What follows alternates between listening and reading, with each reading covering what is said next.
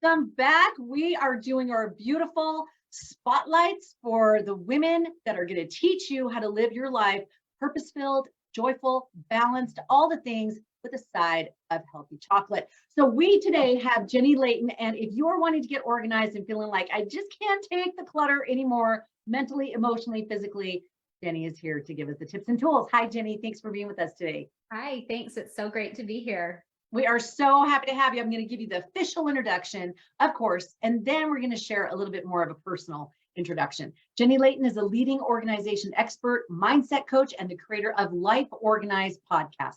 Her signature systems and programs have helped thousands organize their lives, reducing clutter and overwhelm to make space for what matters most. Jenny's media appearances include KUTV's Fresh Living, KSL Studio 5, ABC's Good Things Utah, and Fox's The Place. She continues to speak and share her message in an effort to help people organize the life they love. You can learn more and receive free resources to organize your life at thehappygal.com.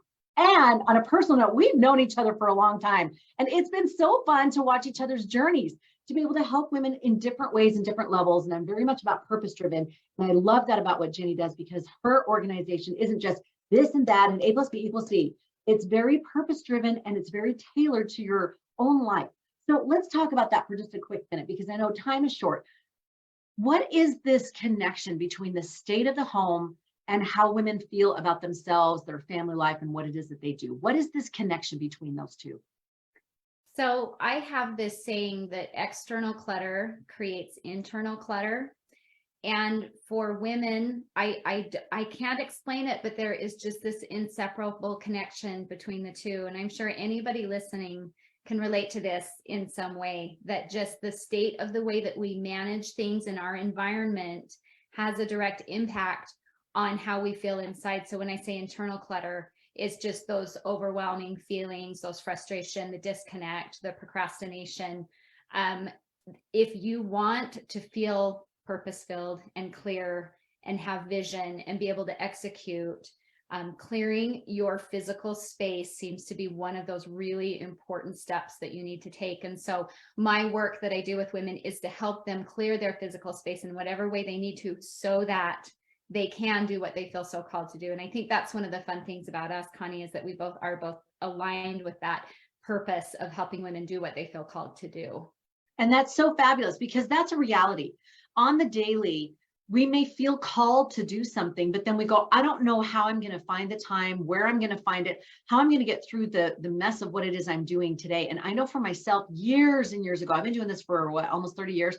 Years ago, I remember thinking to myself, I've got to get my home life to a working 80%, because I'm a B pluser, but to a working 80% before I can really give some time and focused energy to something more, to this call to do something. So it was actually that feeling to be called to do something that gave me the impetus to say, I need to do this differently. So when you see that with women and say they feel called to do something, maybe it's serving in their community, or maybe it's pursuing a passion to help others through that passion, what is one of the first things that you encourage them to do in getting this organization and this sort of feel of, I need to get my life back under control? There's a few ways I can answer that. And I know when I've spoken with some of your groups before, I've talked about home base, which is super important. And I would love to talk about that again if we have time today. But I do want to share just another perspective that I think is really important, especially when you have something you really want to make space for in your life. There's a difference between when you have that sense that I just need to get my life together and my act together. It's great. That's great motivation. But when you have something specifically that you are carving time out for, there's a way to look at how you manage your time that I think helps the pieces start to fit together, and you can understand the overall objective of what it is we're trying to do. So if it's okay, I've got this really great analogy I'd like to share. Love it. Okay. Whenever I'm talking about anything intangible, like time, for example, which is what we're about to talk about, I find that it's really helpful to talk about an example that's not tangible, that is tangible, right? So I compare organizing our time to organizing a pantry. And that's an analogy that works really well for me, obviously, because I do a lot of that. And I help women do that. But we all can kind of relate to what that's like to see a messy pantry and an organized pantry. So Connie, I would just ask you, when you picture a messy pantry, what are some characteristics that you see in a messy pantry? Oh, my kids' favorite snacks, wherever they put them, and cereal stuff all to the side, and bits on the shelves, and cans that used to be all beautifully aligned are now everywhere. And there's stuff that's in the floor that shouldn't be even there. And it's a catch-all. Right. And I think so. I'm going to highlight two of the things that you just said, stuff that's in there that shouldn't be there. And then things that don't really have a space or a home. They just kind of get shoved in wherever there's space or wherever it's convenient. Right. Yes. Okay. So those are two really important characteristics. So now the next question I'd ask is, what does an organized pantry look like? Oh, I feel like, well, for me, I mean, I may be different than other people. I'm a B pluser. So I like knowing that things have their space. So I know where it's supposed to be. And generally speaking, it's there. And then there's also a little bit of like flair. There's a little bit of we've got our favorite ways of doing something, our favorite things. And it's not so structured that you feel like you can't take anything out, and it absolutely has to be in this like one spot. I like the idea that everything has its place, and then we can put it back and it's easy to keep clean. And there's also space and room for me to add in something new. Say I find something at the store and I want to buy a bunch of those. There's some space for something more. So that's for me. Okay, good. Yeah, those are such great answers. And I mean, just to reiterate that, I think you said a place for everything, which women love, that idea of having a place for everything, but having a zone for things. So in an organized pantry, you know where you're going to find the baking supplies or where you're going to find the snack food. And then you just talked about having that space, that open space, if you need to bring something in, and that's kind of flexibility, right? Yes. But yeah, when things are filled too tight and then something new comes in, we don't have any place to put it. In an organized pantry, we have beautiful containers. They're holding a lot of packets of things, or chocolate chips, different kinds of things. And so we're able to use a pantry that's like that because we know right where to put things when we go grocery shopping, or when we're making dinner, we know where to find those things. Everything is predictable. That is such a beautiful analogy for what we want to do with our time. And I mean, to take it even a little further, I like to encourage women to look at their lives like a 7-shelf pantry. You have each day of the week as a shelf, and where in that pantry does a certain activity belong? So we have to take care of the external clutter that we have. Home base, in a nutshell, is a routine that helps you stay on top of your daily, most high impact clutter, like cockpit area, kitchen, family room, where you spend a lot of your time. That's a routine to help you take care of that every day. And I say home base belongs on the shelf every single day. But after we kind of get some of those daily routines down, then there's the question of, well, what about the laundry? And what about menu planning and making dinner? And what about, those things I have to get done for my family, that the action items I need to take, where does that fit in? And if we've organized our life like a 7-shelf pantry, then we have a spot for where laundry belongs. And what that means is that it doesn't get crammed in wherever there's an open space. And then that creates that chaos. And I think one of the most important things about that is, you'll probably, if you think about the snacks in your family's pantry right now that's crammed all over, they're probably taking up more space than they should. It's not in a very efficient use of that space. But if you can collect all of those things into a container that will hold snacks in one spot, what have you just done? You've just opened up space. And that's what I love to do with women, is help them contain what they need to do, those logistics that are just part of the equation. If we ignore them, they really create a lot of chaos and internal clutter. Let's collect those tasks into a container or a routine in our life, so that we are opening up space for what it is we really feel called to do. And it's a miracle, Connie. All I can say is just the clients that I work with, the students in my programs, as I watch them organize their life this way, just that freedom and confidence that they have to do those things that they love to do, is just amazing how getting your space and your tasks figured out just goes hand in hand with being able to accomplish and grow and give. I love that. And that is so true. And then doing those things that you feel called to do gives you that energy to do the things that you're like, oh, laundry, Right. dishes. And actually, I'm not saying you're going to like sing songs and call woodland creatures, but I'm saying it actually does make it more enjoyable. I know that when I've carved out time to write or to do a podcast interview or to do those things, and I'm doing those things that I feel called to do, then I can also do the things I feel called to do with my family. And I feel like I've attended to both callings, to those things that my soul is asking me to gravitate to. I was just interviewing Adasa, who did Dolores on Encanto, and she was talking about this flow, this ease and flow in life where they're going to the red carpet or singing at the Grammys or something. And then they're coming home and they're making muffins with their kids. But they've been able to separate out certain tasks and things that need to be done and done when. And that's what I think you are so genius in doing is, I love when you said zones. I think the zones are so key of being able to say zones in our home and zones in our day. This is the time that I'm going to attend to me working out and me doing scripture and me doing those things that I can attend to. And then this is my time to attend to work. And this is my time to attend to being present with my family. I think that also translates in those two ways. So when you see and talk with women, you work with them and you have programs that you take them through, what's one of the most trouble spots that you see in their lives that they have the hardest time getting a handle on? Well, logistically, a lot of women really struggle with paper. Mm. That's a type of clutter that's really difficult. I also see it's funny enough, menu planning and getting dinner on the table seems to be one that women really struggle with, because I think intuitively we know how important that time is, but having the energy and the ingredients and the plan at a good time when you've got the motivation to do it is hard. So we work a lot on menu planning. And then I think just the surface clutter, knowing how to keep up on, like I talked about, home base or that cockpit where that clutter really tends to collect. I think if we're talking about logistics in your space and kind of what you're responsible for, I would say those are probably the top three. I love that. And I can see all of those.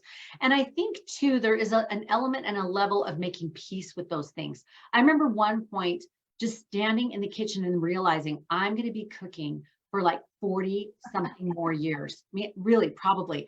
And I thought, I've got to make peace with this. I've got to find a way to do this that is genuine and authentic for me and that makes it so that it's efficient, because I find joy and efficiency. And I think I love that you help women try to find the methodology that works best for them. And so some people maybe like the actual creativity of certain processes, but a lot of women, I think, like the efficiency of it. I remember getting to a place where I started utilizing different tools and I saved 26 hours a week. And I took that 26 hours and I started writing and speaking and doing things like that. So I love that you are teaching people tools to be able to say, you can use this time now, get this in a system, a rhythm. I put in the wash when I get them their breakfast, and I do this when I'm doing this, and you connect it to these other things. And you have a name for that. So tell us a little bit about that.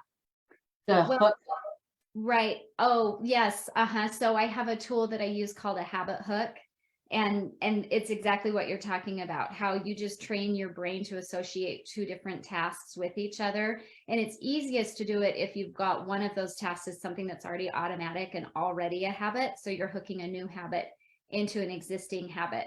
So if there's something new, if you can see that starting that load of laundry during the kids' breakfast would really make a difference, but you keep forgetting, then you just make that habit of every time I pour the cereal and put the box down, that's my trigger that sends me into the laundry room to just start that load of laundry. And it's really amazing when you start to look at the way the brain works and understand it, how you can use that for you. You can leverage the power of habit to be able to create those results that you want. Absolutely. And I think that's a great tool for listeners to be considering. If there's a habit that you do well, consider what habit you're struggling with and then hook it on together and see if that will make a difference. So for like me, okay, don't get the wrong idea, but my sweet little 10-year-old, I do bring up his breakfast on a tray every morning. And the reason why I do that during the week, I'll say little Lord Fauntleroy, but the reason why I do that is because he struggles with anxiety. And I know if the first 15 minutes when he wakes up, if I can get him in that traction of just going, I'm locked and loaded for a great day, it takes care of a whole bunch of other things for the day. So I do that as a service for him, but I have connected with that. I'll bring him his tray and then I will go into the laundry room and I'll throw in that wash. And so it's connected those two, and that keeps it consistent for me. And it makes it so it's a no-brainer. So I encourage listeners to consider what is one habit that you do really well and one that you don't do well, and see if that will connect and make sense to connect it. Now, another thing that when you are working with women, there's some different signature things about your system that helps it to work even better. Can you share at least one of those with us of what you do differently, that not just, I'm not like other organizers, but something that you do differently that really makes this gel, makes it work? Yeah. Okay. So do you know what a Venn diagram is? If I Oh yeah, bring that up? seventh Okay. grade math, everybody get back to there, the Here we circles in the go. middle one. This is like the best way to describe it.